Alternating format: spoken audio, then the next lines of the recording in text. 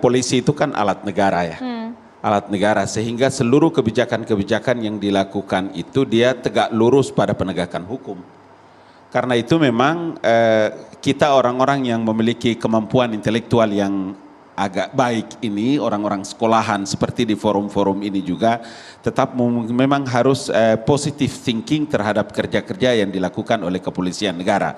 Karena apa? Polisi itu dia alat negara, sehingga tidak bisa berpihak kepada satu pihak manapun.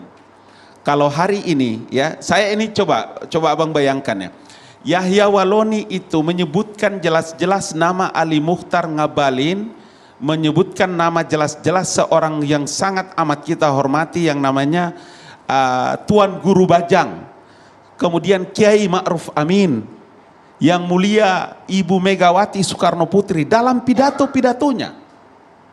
Ya, saya waktu itu bilang, kalau kan sekarang kita ada di pemerintahan, kalau saya lapor dia sebagai orang yang korban ini, Bang Ade, apa yang keluar?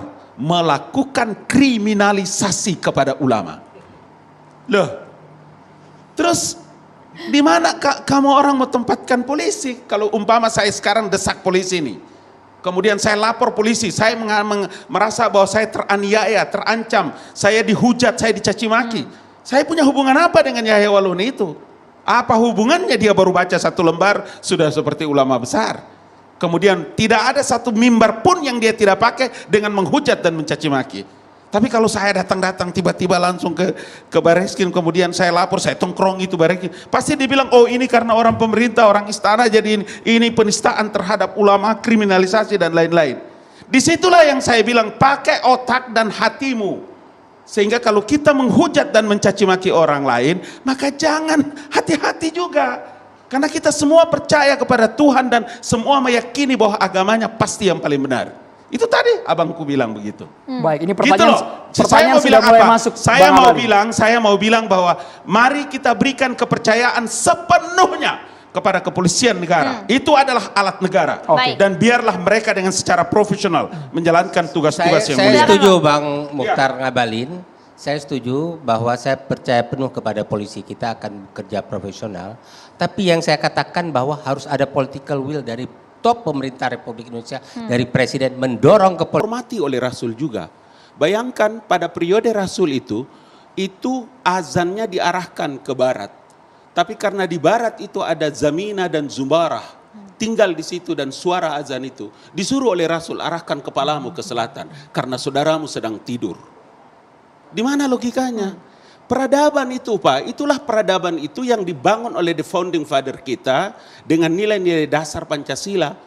Kita betul mayoritas di Republik ini, tapi ada hidup kita punya saudara-saudara lain, Katolik, Protestan, Hindu, Buddha, Konghucu, harus dihormati itu.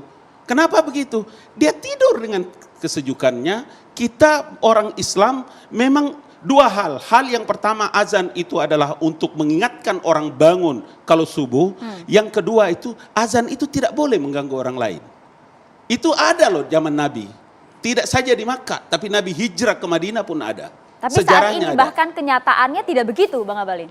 Itulah yang saya bilang bahwa kita kelompok paling besar di Republik ini, kita menjadi mercusuar, menjadi teladan bagi kehidupan saudara-saudara kita yang lain. Kenapa? Karena kita butuh hidup yang panjang dengan Republik ini Pak. Kenapa begitu? Iya, karena sebagian besar 6.666 isi Al-Quran itu 3/4-nya bicara tentang sosial kemasyarakatan. Itu hukum. Nah, kita sekarang hidup pada zaman modern. Saya mohon maaf ini abang saya. Kita hidup di zaman modern. Peradaban itu dia terus berputar Pak. Untuk memberikan apa? Dua hal. Yang pertama adalah perubahan karakter. Dan yang kedua itu adalah kemampuan knowledge dalam menata kehidupan masyarakat. Tapi Bang Nala mengatakan di kampung puluhan tahun itu sudah menjadi tradisi. Tidak ada yang komplain. Di kota sekarang yang karena berbeda. Karena kita mayoritas kawan. Di antara 99% orang yang tidak protes itu, telitilah. Ada 5-6 orang, ada 20 orang, 30 orang yang dia tidak punya kemampuan untuk berteriak tentang betapa keresahan. Artinya takut Bang? Bukan takut, tapi dia mengerti. Kan hari ini kan kenyataannya seperti begitu. Sedikit orang berteriak kafir, sedikit orang berteriak dia neraka. Kan begitu logikanya.